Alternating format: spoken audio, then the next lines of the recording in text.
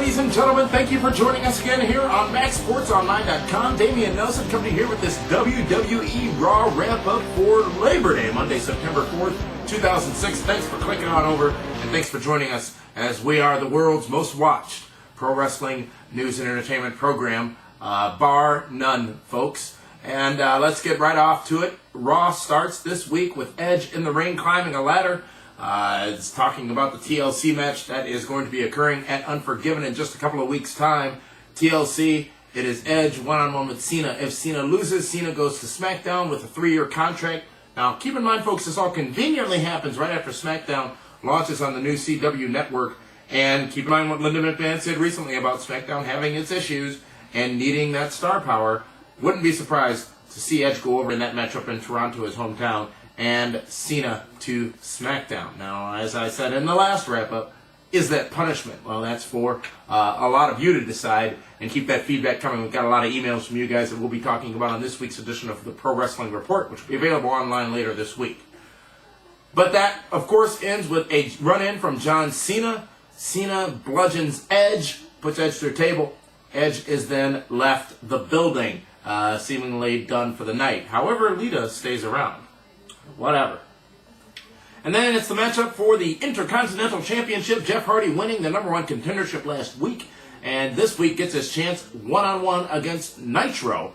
Well, let's say 1-on-1.5, because Melina in the corner of Nitro, and proved to be an effective person in the corner as she caused Jeff Hardy to lose the match win the match by disqualification. However, not winning the Intercontinental Championship. A match that was better than it should have been. Now, I, of course, am a Jeff Hardy mark. Johnny Nitro, I think, has some potential, but isn't quite where he needs to be yet, in my opinion. But again, the match delivered and was a lot more than it should have been. I think it has legs going into Unforgiven, which has been announced that there will be a rematch at Unforgiven. Better ending, but I think the payoff will be good at Unforgiven.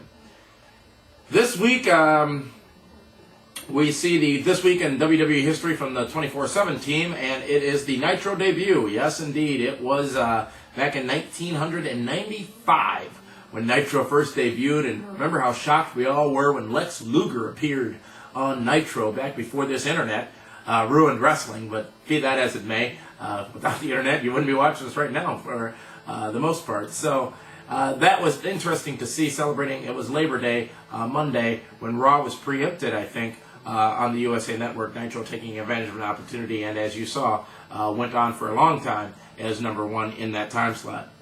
Trish Stratus then is prepared to make her farewell announcement. However, she is challenged by Lita. And Lita says, yes, let's do it. Your last match for my title, the Women's Heavyweight Championship at Unforgiven. The match is signed. Trish's last match in her hometown, up against Lita, Unforgiven, Women's Championship on the line. Now, obviously, it would be silly for Lita to win, for Trish to win the championship on her farewell match. Sort of insult to injury there, but we'll see what happens at Unforgiven and see how WWE pulls that one off. We then saw a promo for the Marine.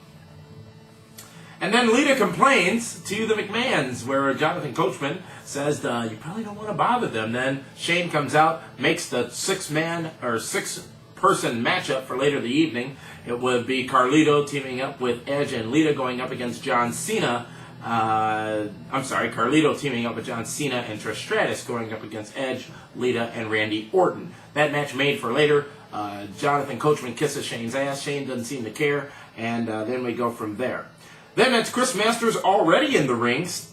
That's sign 1. Sign 2 is being defeated by a debuting Super Crazy coming over from SmackDown. Apparently he's a free agent, so yet another defection from SmackDown. This time, of course, not on a lawnmower, but he handedly clean pins Chris Masters in the middle of the ring. Super Crazy with a good debut on Raw. Good match. Very, very short, very quick, but it was a good match.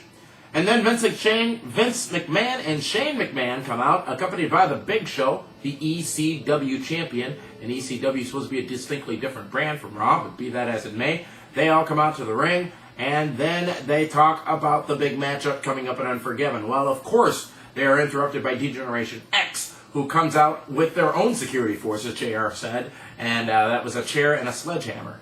Well, then it was McMahon's security force. At least they didn't call them cops this week. McMahon's security force tries to head off DX at the pass. DX with chair shots, sledgehammer shots all the way across the board. The McMahons and Big Show run.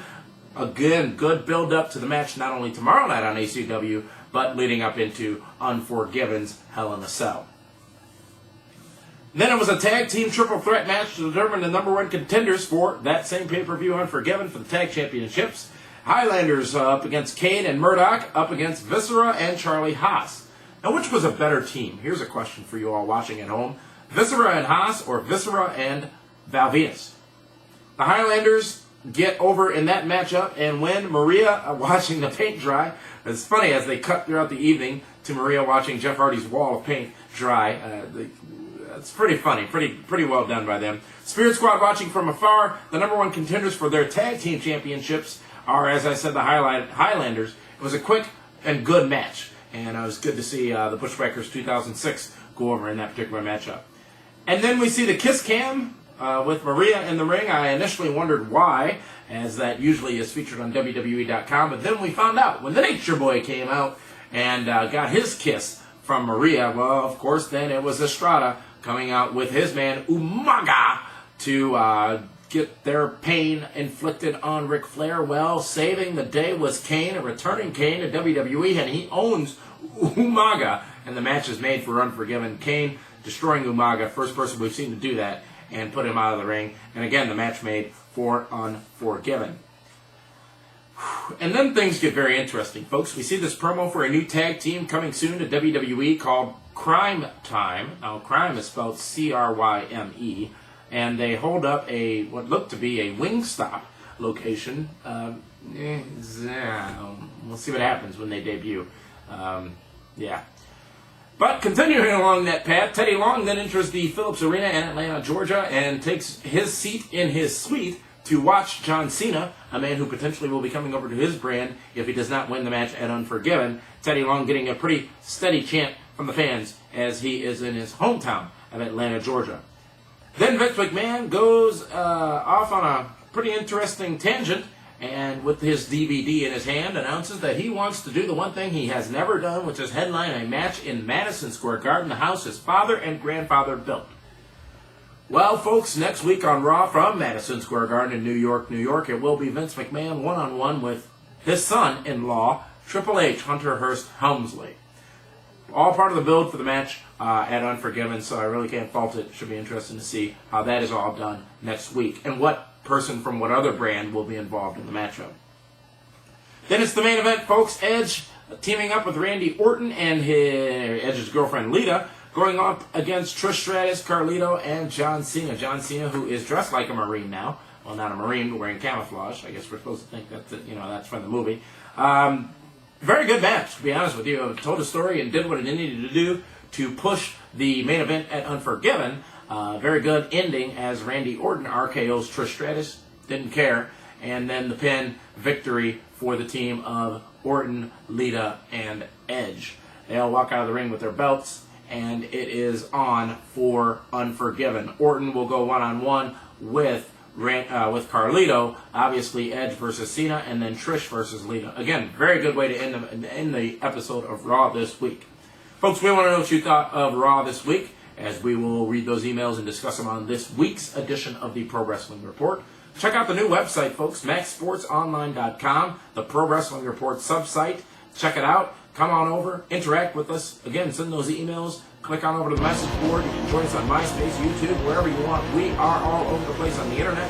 Thank you for tuning in to this Raw wrap-up for September 4th, 2006. And we'll see you next time right here on MaxSportsOnline.com, featuring the Pro Wrestling Report.